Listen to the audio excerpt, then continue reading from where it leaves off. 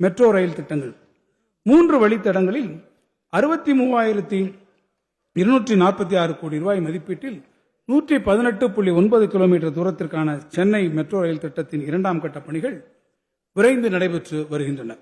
2ஆம் கட்ட metro rail திட்டத்தின் முதல் பகுதியை இயக்குவதற்கான ஒழுங்குமுறை அனுமதி ரயில்வே வாரியத்திடமிருந்து விரைவில் எதிர்பார்க்கப்படுகிறது. பூந்தமல்லி புறவழிச்சாலை முதல் போரூர் வரையிலான மெட்ரோ ரயில் வழித்தடம் வடபழனியில் தற்போதுள்ள மெட்ரோ வழித்தடத்துடன் இணைக்கப்பட உள்ளது. 11 மெட்ரோ நிலையங்களை கொண்ட 14.6 கிலோமீட்டர் நீளமுள்ள இவ்வழி விரைவில் மக்கள் பயன்பாட்டிற்கு வரும். கோயம்புத்தூர் மற்றும் மதுரை மாநகரங்களில் மெட்ரோ ரயில் திட்டங்களை நிறைவேற்ற அவற்றிற்கான விரிவான திட்ட அறிக்கைகளுக்கு ஒப்புதல் கோரப்பட்ட போது அவற்றுக்கு ஒப்புதல் அளிக்காமல் அவற்றை ஒன்றிய அரசு திருப்பி அனுப்பியுள்ளது.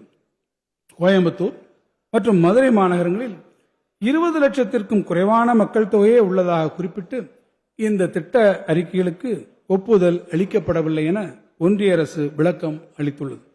இந்நகரங்களுக்கு இணையான நாட்டின் பிற நகரங்களுக்கு அளிக்கப்பட்ட ஒப்புதலை போன்றே கோயம்புத்தூர் மற்றும் மதுரை மெட்ரோ ரயில் திட்டங்களையும் மறுபரிசீலனை செய்து ஒன்றிய அரசு ஒப்புதல் வழங்கிட தமிழ்நாடு அரசு தொடர்ந்து வலியுறுத்தி வருகிறது.